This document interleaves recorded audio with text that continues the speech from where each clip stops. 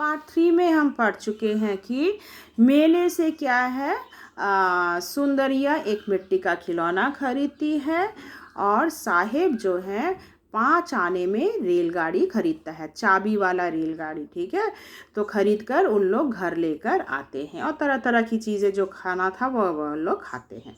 तो एक दिन शाम को क्या है, उनके जो बड़े भैया हैं उनका नाम था श्री राम, बैठे क्या कर रहे थे, किताब पढ़ रहे थे। तो उस किताब को देखकर सुंदरिया क्या करती है, साहब का एक किताब लेकर आती है और कहती है देखो साहब की किताब में कितने सुंदर क्या है, रंगीन तस्वीर है, रेलगाड़ी की तस्वीर है और आपकी किताब में तो कोई तस्वीर ही नहीं है। तो इस बात को सुनकर साहब कहते हैं अरे तस्वीर की रेलगाड़ी देखकर क्या करोगे, आज मैं जो खिलौना लेकर आया हूँ उसे आप देखिए तो दंग रह जाओगे। यह सुनते ही सुंदरिया भी क्या करती है, वह भी जो मेले से वो मिट्टी का खिलौना खरीदी थी उसको लेकर वह आती है और साहब जो है चाबी वाला वह आकर कहता है ये देखो मैंने जो खिलौना ख़रीदा है 5 आने में ख़रीदी है, 5 आने में ये चाबी वाला रेलगाड़ी ख़रीदा है और तुम्हारा खिलौना क्या है, बस मिट्टी का, ये भी कोई खिलौना है। इस पर क्या है, सुंदरिया जो है वह बहुत रूठ जाती, उदास हो जाती है। तब भैया जो है साहब से कहते हैं कि सुंदरिया का खिलौना तो बहुत सुंदर है और तुम तो फालतू में ही क्या है ये जो खिलौने खरीद कर पैसा नाहक विदेशी वालों को देकर आए हो।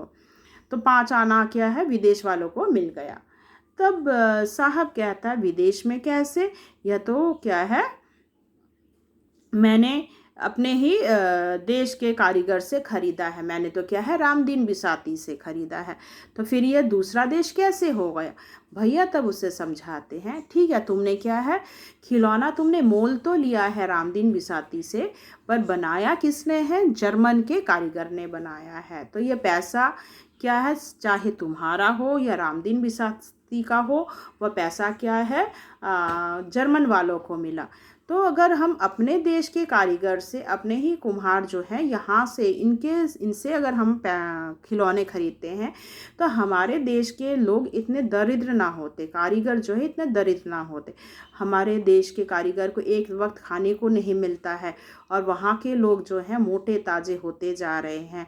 तो क्या है पैसा तो विदेश वाले क्या है चूस ले रहे हैं और हमारा देश जो है बिल्कुल उनका अवस्था जो है अधम से अधम होते जा रहा है।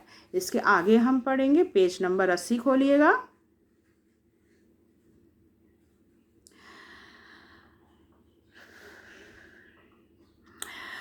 न तुम सुंदरिया को नीचा, तो यहाँ पर देखो यह कहकर मतलब उससे कहते हैं कि अब से क्या है तुम्हें साहब कहकर नहीं पुकारा जाएगा, क्योंकि तुमने क्या किया है, बहन को तुमने नीचा दिखाया, इसीलिए क्या है परमेश्वर का यही नियम है कि यदि तुम किसी को नीचा दिखाते हो खुद भी नीचा होना पड़ता है।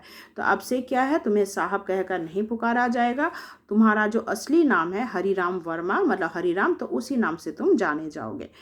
परमेश्वर का नियम है कि जो दूसरे किसी को नीचा दिखाना चाहता है वह पहले आप ही नीचा देखता है। ना तुम सुंदरिया को नीचा दिखाते ना आप देखते, ना तुम सुंदरिया को नीच करते ना खुद नीचा होते।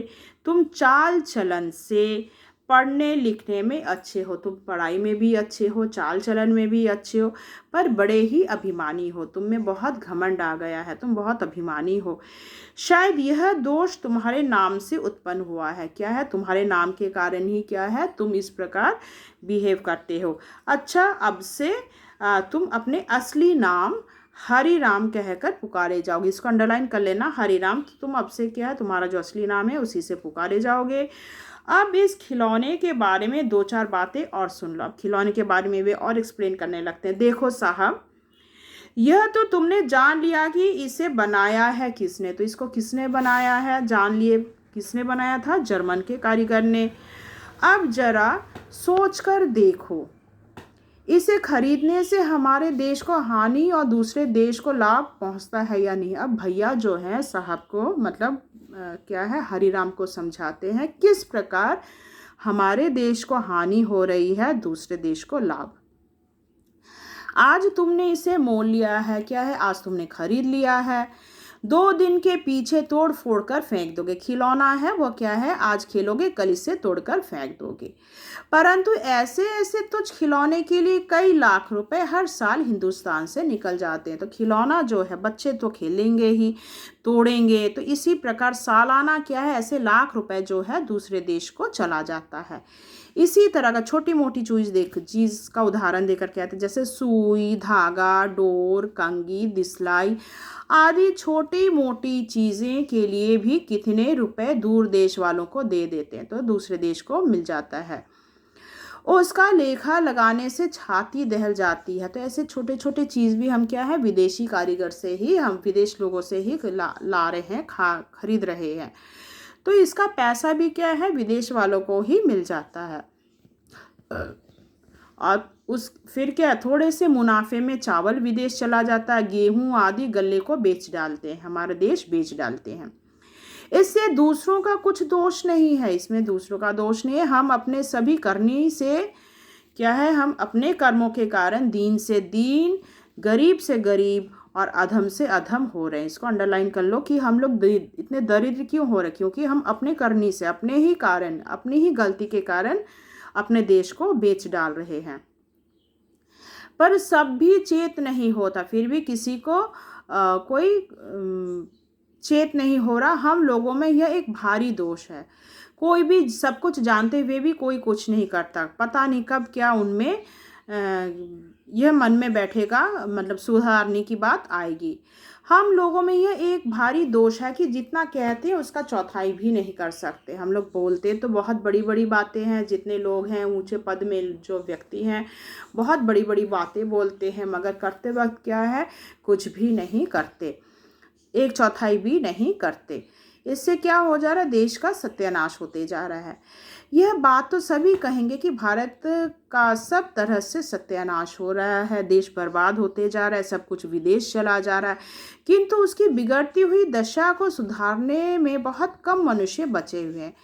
इसको क्या है सुधारा जा सकता है, मगर इसको सुधारने के लिए बहुत कम लोग हैं जो देश के भविष्य के बारे में सोचते हैं।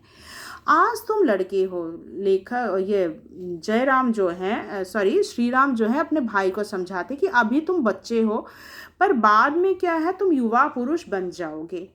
यदि चाहोगे तो अपने हाथ से इस गिरे हुए देश की बहुत कुछ भलाई कर सकोगे। अगर चाहे तो क्या है तुम बहुत कुछ भलाई कर सकते हो, देश की उन्नति के लिए सोच सकते हो। तुमको चाहिए कि अपने देश की भलाई के लिए उपाय विचारो, तो देश की भलाई के लिए तुम्हें कुछ ना कुछ करना चाहिए। लड़कपन में जिस बात का प्रभाव मनुष्य पर पड़ जाता है, मतलब अगर यंग बच्चों को, मतलब बच्चों में अगर ये बात बैठ जाए कि हाँ हमें देश के लिए कुछ करना है, तो लोग ज़रूर युवा अवस्था में ज़रूर करेंगे। बड़े होने पर वह उसी अनुसार व्यवहार करता है। यदि तुम अभी भी देशी चीज़ें काम में लाओगे तो मैं स्वदेश की बनी हुई कोई उत्तम चीज़ तुम्हें इनाम दूंगा। यदि तुम अभी से क्या है स्वदेशी चीज़ लाना आरंभ करोगे, स्वदेशी वस्तुएं इस्तेमाल करोगे, तो मैं तुम्हें अपने ही देश का कोई बहुत ही उत्तम चीज़ मैं तुम्हें उपहार के तौर पर दूंगा।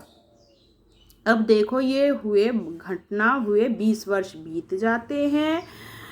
अब बाबू हरिराम जो है, देखो हरिराम वर्मा BL शहर के एक नामी वकीलों में से है, एक बहुत बड़े वकील बन गए हैं।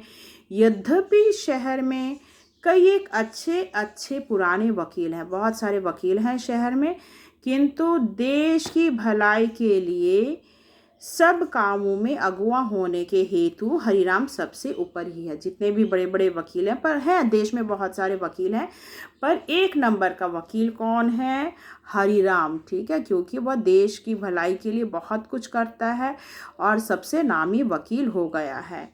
फिर देखो हरिराम ने निज व्यय से, अपने पैसे से उसने एक मात्र भंडार भी खोला, नामक एक बहुत बड़ी दुकान भी खुलवाई, जहाँ पर सब देशीय वस्तु बिकती है, जिसमें हर मनुष्य के काम लायक सब स्वदेशी बनी चीज़ें मिलती हैं। जिसको जो चाहिए उसी मात्र भंडार में मिल जाएगी। बाबू श्री राम अपने छोटे भाई का इस भांति स्वदेश प्रेम और अपने उपदेश का प्रभाव देखकर बहुत ही सुखी होते हैं। तो बाबू जयराम जी जो हैं वे भी बहुत मतलब सुखी महसूस करते, खुश होते हैं कि मेरा जो छोटा भाई है उसमें यह परिवर्तन आया और देश हित के लिए इतना सब कुछ कर रहा है। सुंदर देई जो है भी 11 वर्ष की अवस्था में एक जमींदार की पतोहू हो गई। मतलब जमींदार घर में 11 साल की उम्र में, पहले क्या है ना बाल विवाह हुआ करता था, तो 11 साल में उसकी भी शादी हो जाती है। जमींदार की पतोहू बन गई थी। उसके पति भी एक देश हितैषी सज्जन हैं, पति भी बहुत अच्छे हैं, बहुत अच्छा परिवार मिला है। पति जो है वो भी देश के भविष्य के बारे में सोचते हैं, भलाई के बारे में सोचते हैं, देश हितैषी सज्जन हैं। अब सुंदर देई जो है अपने घर की मालकिन हुई। अब तो वह घर की मालकिन हो गई है और अपने पति के सद्गुणों और अच्छे कामों की सहकारिणी बनी हुई है। अब क्या है, हर काम में क्या है, वह पति की सहायता भी करती है। तो आशा करती हूँ ये कहानी आपको समझ में आई होगी। तो इससे संबंधित जो प्रश्नोत्तर हैं वो मैंने आपको PDF के माध्यम में मतलब दे दूँगी। धन्यवाद।